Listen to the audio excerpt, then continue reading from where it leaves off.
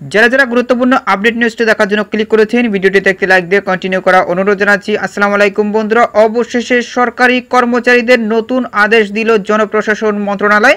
সরকারি চাকরিজীবীদের পদোন্নতির বিষয়ে জরুরি নির্দেশনা। আজকের আপডেট নিউজটি খুবই গুরুত্বপূর্ণ। আজকের আপডেট নিউজটির মাধ্যমে এই সংক্রান্ত বিস্তারিত তথ্য জেনে নেওয়ার চেষ্টা করব। তাহলে চলুন মূল ভিডিওটি শুরু করা যাক।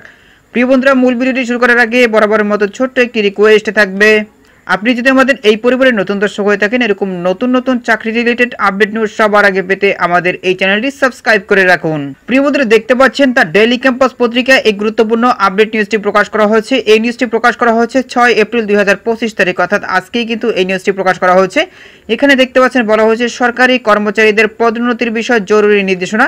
নিচে একদম বিস্তারিতভাবে উল্লেখ করা হয়েছে। প্রতিবেদনে বলা হয়েছে সরকারি কর্মচারীদের পদোন্নতির বিষয়ে জরুরি নির্দেশনা জারি করেছে জনপ্রশাসন মন্ত্রণালয়।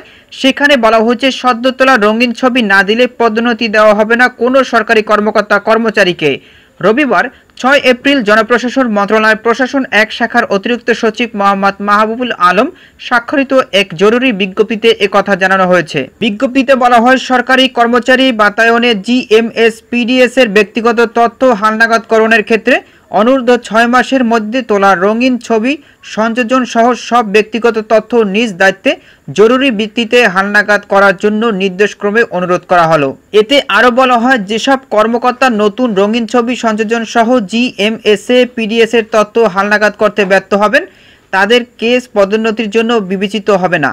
তো প্রিয় বন্ধুরা, এই ছিল মূলত আজকের আপডেট নিউজ। এই বিষয়ে যদি আপনাদের কোনো ব্যক্তিগত মতামত থেকে থাকে তাহলে অবশ্যই কমেন্ট করে জানাবেন। আর এখনও যারা আমাদের চ্যানেলটি সাবস্ক্রাইব করেননি দ্রুত আমাদের চ্যানেলটি সাবস্ক্রাইব করে নেবেন, কেননা আমাদের এই চ্যানেলে চাকরি রিলেটেড নতুন নতুন আপডেট নিউজ প্রকাশ করা হয়।